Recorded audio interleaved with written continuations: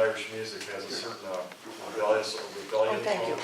Yeah. How do you reconcile that with your obviously very good points up there? Yeah, that's hard. I mean, some of it is, it has a political overtones.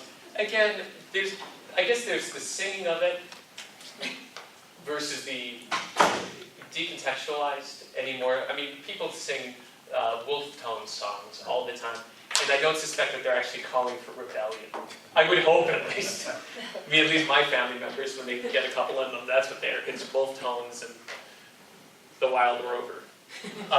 So I think that they detached it from, and this is part of the sad thing. Things can be detached from the larger tradition, and so we make them like aesthetic objects. It's like, oh, it's a fun song to sing. It's got a catchy melody, and we forget that these were political songs. So these really do reflect deep divisions and troubles that people have lived through. So I think that's actually a really good point. Like I think a greater sense of an account of conscience on our own side as musicians. What are we singing? It's not just performance. There's something that it taps into and it's trying to express.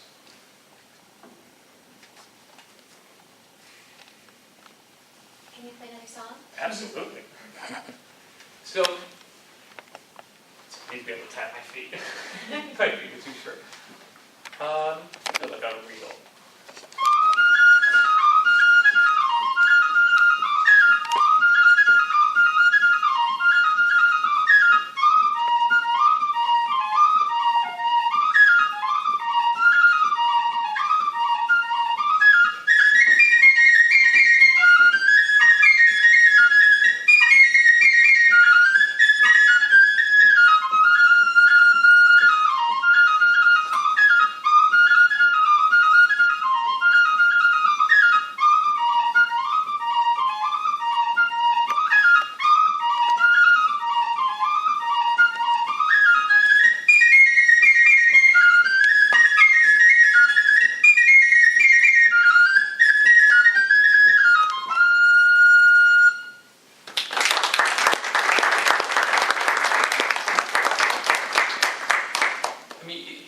And I would just put this in as a plug. What I have loved about being a Jesuit and as a product of Jesuit education is that when I entered the novitiate in 2004, I had played an Irish dancing competition in Lansing, Michigan. It was my last one. Someone had made T-shirts. R.I.P. Ryan is playing his last Fesh Irish dancing competition. Oddly enough, I just said I'm playing everywhere all the time. Jesuit education does not tell you you have to change in order to have a place in the tradition. It allows you to take the gifts that your students bring and fold them into something bigger than themselves. When we do this well, when we live in the Spirit, when we teach in the Spirit, we are making our kids, our students' gifts sacred. Because in participating in the life of the Trinity, we are bringing God's grace, God's vivifying love to them, helping them to claim it and transform them. They become vessels, sacraments of God's kingdom, wherever they are, whatever their gift is. Some are artists, some are poets.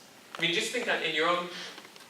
And listen, I'm all for I'm writing a dissertation. I like paragraphs and footnotes. But think of perhaps classes you taught where you have a kid who is just not a good writer, is a great visual artist and can explain it. Could you swap a term paper for an art project? No one's going to read the paper but you anyway. And that kid's never going to go back to it. But you may create something lasting. You have a kid who can compose music. Maybe you could do better theology playing a couple notes of music than you do with some of the crap people writing for classes.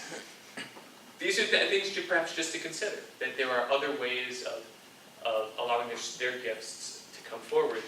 Because as people who have been touched in the heart and alive in the Spirit know that not every kid's going to look the same.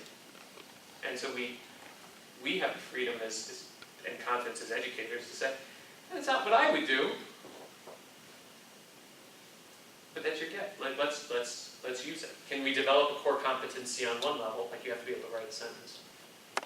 But at the same time, maybe elevate that gift at the same time, so that the development of the whole person. So we're not sacrificing giftedness, we're not sacrificing our talents, or putting them under bushel baskets, but giving these young people today a sense that they have something to contribute to the world around them.